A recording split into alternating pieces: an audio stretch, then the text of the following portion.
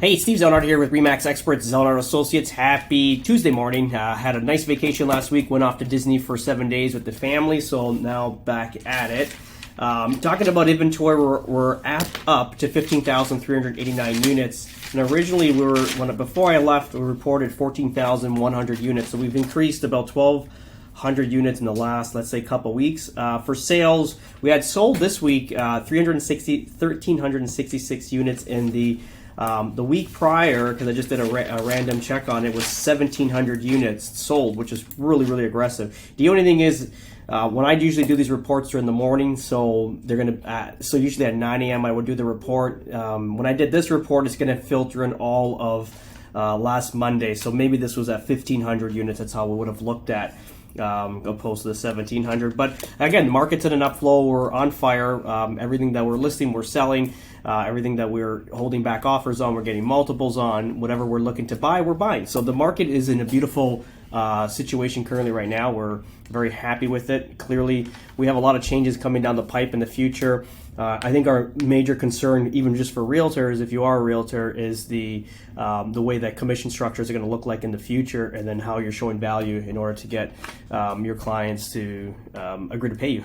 It's going to be one of those huge egress plans for realtors that are just in it for part-time agents, stuff like that. You're really gonna have to show your value, but this also gives proper businesses an opportunity to grow and make larger scale business plans and make more money, in other words. But let's look at an article I was reading here, and it's quite interesting. And if you see that what we did, we don't see the growth in Canada like we used to be honest, the last couple of years. Obviously, during COVID, it was a good time to kind of think about the overall economic plan of Canada, just the direction of the country's going into.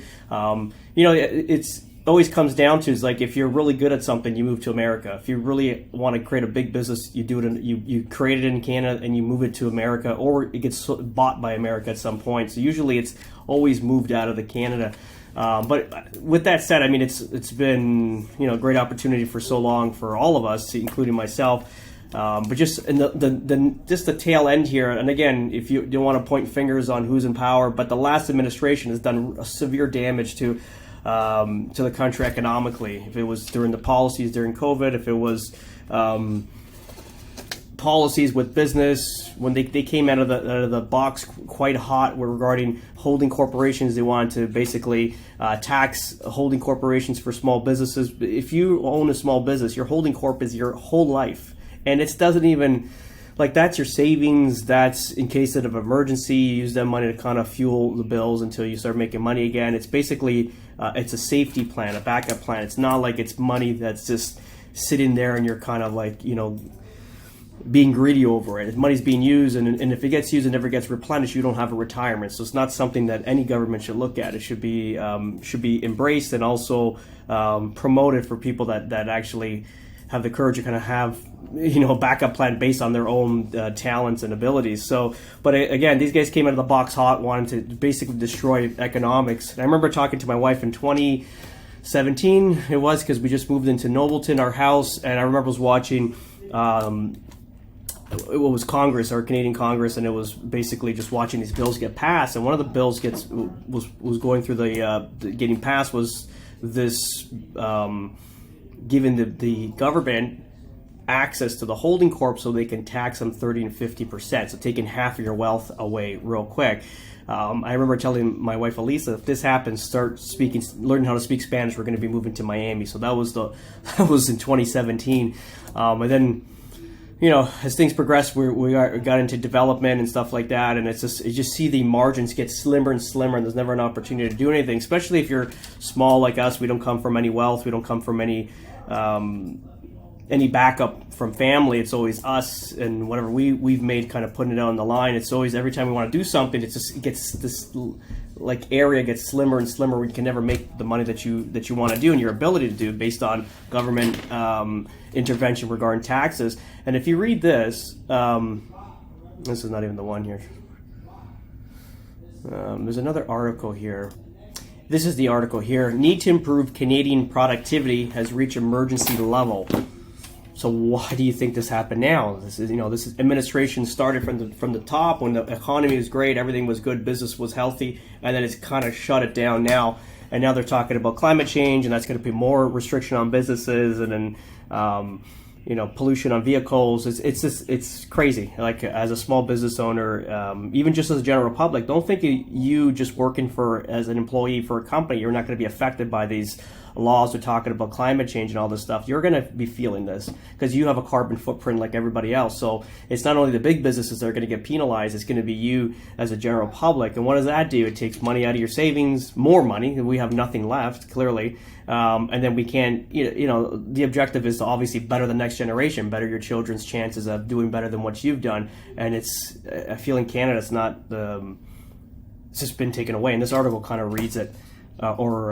States it pretty clearly here. So, Senior Bank of Canada official says the need to improve productivity has reached an emergency level as the economy faces. Let me just make this bigger. Faces a future where inflation may be more of a threat than in the past few decades. What that means is they're not going to be making money to basically curb this inflation because the money's not coming in economically. So it's going to be it's going to stay high for a lot longer. What does that do? It dilutes your money, robs your wealth, makes you poor. Let's face it, guys.